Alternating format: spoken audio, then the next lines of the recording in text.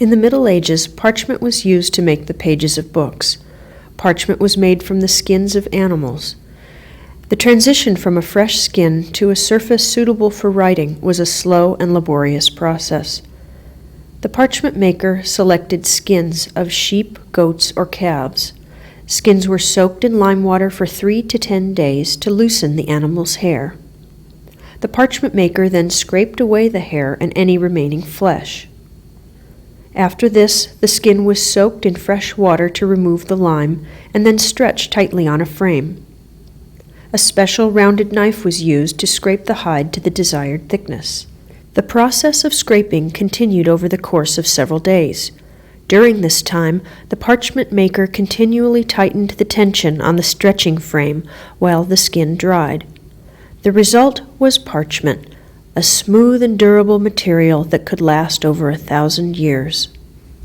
Before parchment could be written on, it had to be specially prepared. First, the parchment was rubbed with pumice powder to roughen the surface, and then dusted with a sticky powder. These steps made the surface receptive to inks and colors.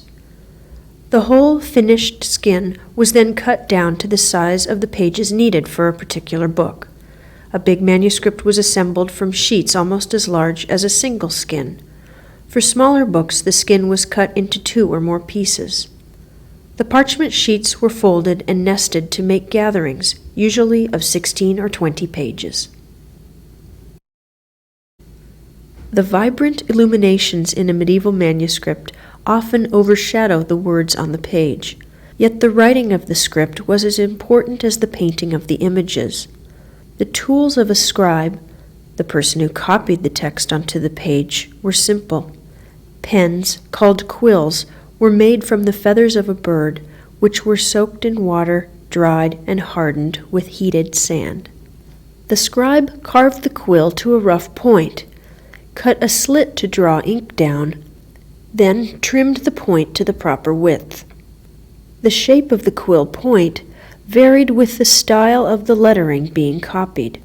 Scribes made ink from a variety of materials. Gallnuts, growths found on oak trees, were often used to create a dark black ink.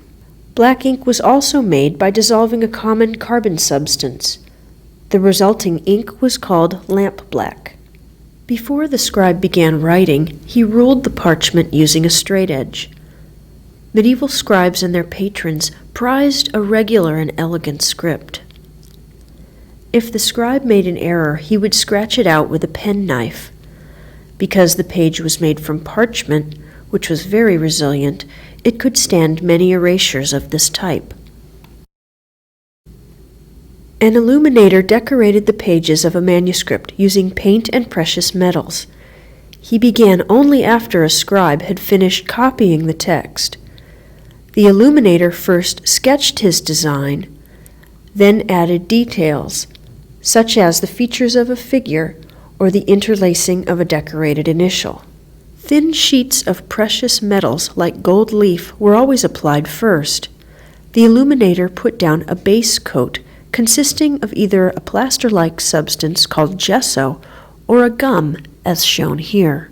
Once the gum base dried, the moisture in the illuminator's breath was enough to make the small piece of gold leaf stick to the page. Then the illuminator brushed away the excess and polished the gold leaf. After applying the gold leaf, the illuminator painted his design. Each color was made from a vegetable dye or a mineral substance, ground up and dissolved in liquid. The illuminator applied the paler shades first, then the darker tones.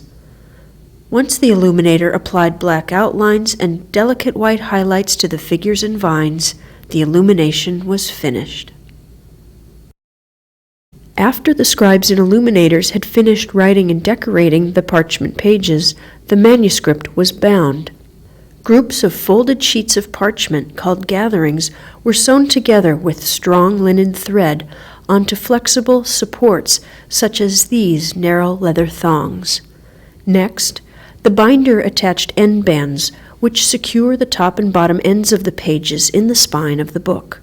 The binder then laced the leather thongs along the spine through channels and tunnels which had been carved into wood boards, These boards were the covers of the manuscript. The thongs could be held in place by wood pegs or iron nails. The volume was then covered, usually with leather. Without pressure from the covers to keep the leaves flat, parchment expanded and contracted with changes in temperature and humidity. Pressure was applied by the addition of clasps or straps, which held the book closed. The binding of a manuscript could be decorated with any one of a variety of materials. A manuscript might be covered with leather, stamped or tooled with gold, or covered with silks or velvets. The most elaborate bindings received sculpted decoration made from precious metals. The materials of the binding depended on the wealth of the patron, the type of manuscript, and its intended use.